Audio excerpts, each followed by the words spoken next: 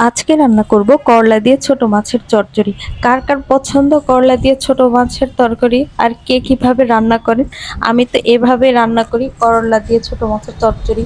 আমি এখানে করলা নিয়েছি ছোট মলা মাছ, পেঁয়াজ, রসুন, আর দিয়ে দিলাম কাঁচামরিচ, আর এবার দিলাম হচ্ছে জিরে বাটা, একটু রসুন বাটা, সামান্য পরিমাণ বাটা মরিচ দিয়ে দিলাম। এবার দিলাম হচ্ছে একটু হলুদের গুঁড়া, সামান্য সরিষার তেল দিয়ে দিলাম, যেহেতু আমি সরিষার তেলটা খাওয়ার চেষ্টা করি। এবার সব কিছু ভালো করে মাখিয়ে নিতে হবে। মাখার মধ্যেই কিন্তু আসল টেস্টটা লুকিয়ে থাকে। যত সুন্দর করে মাখাতে পারবো ততই কিন্তু তরকারির টেস্টটা দ্বিগুণ বেড়ে যাবে। তো মাখানো অনেকটা শেষের দিকে, কিন্তু আমি লবণ দিতে ভুলে গিয়েছিলাম। হঠাৎ করে মনে পড়লো লবণ দেইনি, তো লবণ দিয়ে ভালো করে মেখে নিলাম আবার একটু। এবার আমি তরকারিটা চুলাতে বসিয়ে দিলাম। অল্প আঁচে রান্না করব, যেহেতু ছোট মাছ, আর অল্প পরিমাণ পানি দিয়ে কিছুক্ষণ ঢেকে রান্না করব।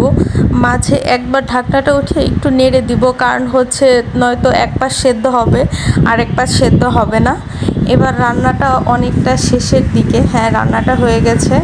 তো রান্নাটা শেষ হয়ে গেছে। এর সাথে কিন্তু ধনেপাতা দিলে অনেকটা মজা হতো, কিন্তু আমার বাসায় কোনো ধনেপাতা ছিল না, এজন্য আমি ধনেপাতাটা দিতে পারিনি।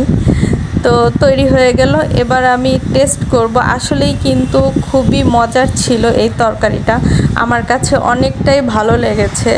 ছোট মাছ আমি এভাবেই চচ্চড়ি করে রান্না করি, আর মাঝে মধ্যে করলা দিয়ে